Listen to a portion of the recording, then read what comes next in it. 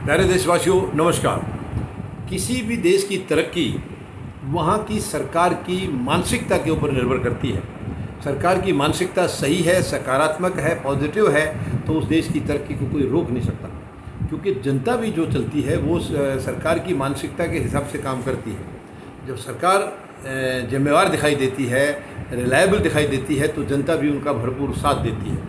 लेकिन जहाँ सरकार नकारात्मक हो जाए तो वहाँ जनता का भी मूड हमेशा ख़राब ही रहता है। सेम यही कहानी हमारी सरकार के साथ हो रही है। आज हमारे देश में यही सब कुछ हो रहा है। हमारी सरकार पिछले 7.25 साल से केंद्र में जो सरकार बैठी है वो नकारात्मक है, गैर जिम्मेदार है, असंवैधानिक है। ये बहुत ही दुख की बात है, बहुत ही तकलीफ़ की बात है। अब देखिए, किसानों का आंदोलन आज 319 दिन से चल रहा है दिल्ली के चारों तरफ। 319 दिन हो गए हैं, यानी 11वां महीना होने वाला है।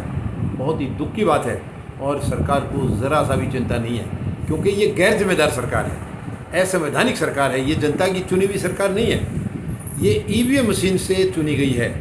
और ईवीएम मशीन की चुनी हुई सरकार जनता की कभी परवाह नहीं करती। और ईवीएम से वही सरकार चुनी जाती है जो बिल्कुल निकम्मी है, गैर जिम्मेदार है, जिसको जनता चाहती नहीं है। क्योंकि अगर वो पॉपुलर आदमी होंगे, उनके उम्मीदवार अच्छे होंगे तो उनको जनता चुन के लाएगी।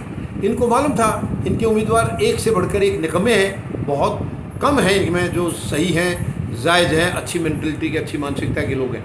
ज़्यादातर इनके उम्मीदवार जो थे वो नकारात्मक थे, इसलिए इनको तो चुनाव जीतना था। तो ईवीएम की सेटिंग पूरे देश भर में इन्होंने की है, जो कि दुखद है। इससे ये चुनाव जो था कोई संवैधानिक नहीं कहा जा सकता। हालांकि दुख इस बात का है कि संवैधानिक एजेंसियां कोई भी अपना काम ढंग से नहीं कर पा रही हैं, सबको सरकार ने गुलाम बना रखा है। यही एक दुख का कारण है। हालांकि ईवीएम मशीन को हटाने के लिए फौजी जनता पार्टी ने बहुत बड़ी मुहिम छेड़ी थी, कुछ और दलों के साथ मिलकर के, कुछ और संगठनों के साथ मिलकर के बहुत लंबी लड़ाई लड़ी है। लेकिन अभी तक हम उस लड़ाई में कामयाब नहीं हो पाए हैं। ईवीएम मशीन को हम बंद नहीं कर पाए हैं। लेकिन हम माननीय न्यायालय के पास जाएंगे और ईवीएम मशीन को हर हालत में हम बंद करवाने की पूरी कोशिश करेंगे, क्योंकि ईवीएम मशीन जब तक रहेगी तो ये संवैधानिक सरकार कोई भी यहाँ पर नहीं आ सकती है। वो जनता की चुनी हुई सरकार नहीं आएगी, वो जनता की इच्छा के खिलाफ, मर्जी के खिलाफ सरकार आएगी जो भी आएगी। और उसके परिणाम यही होंगे जो वर्तमान में हमें देखने को मिल रहे हैं।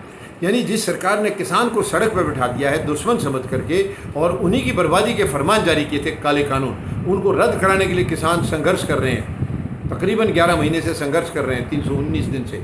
लेकिन सरकार बिल्कुल गैर जिम्मेदार है, निकम्मी है, असंवैधानिक है। उन्हें कोई फ़र्क नहीं पड़ रहा है कि ये किसान यहाँ बैठे हैं और इतना ख़तरनाक मौसम झेला इन्होंने। कड़ाके की गर्मी, कड़ाके की सर्दी, कड़ाके की बारिश, वो सब झेला है किसानों ने, सब झेला है। मगर सरकार जो एसी कमरे में सो रही है, अपने बंद कमरों में सो रही है, उन्हें क्या लेना देना। उन्हें तो इन्हीं किसानों की रोटी खा करके भी शर्म नहीं आ रही है कि तुम इन्हीं का खा रहे हो, तो कम से कम इनकी पीठ में छुरा तो मत घोपो। कितने दुख की बात है, कितनी चिंता की बात है। ये देशवासियों के लिए इससे बड़ी कोई दुख की बात नहीं हो सकती है। और अब मैं फौजी जनता पार्टी के तरफ से तमाम देशवासियों से, 140 करोड़ लोगों से, भाई बहनों से, बच्चों से निवेदन करूंगा, इस सरकार को अब बाहर का रास्ता दिखाना ही होगा।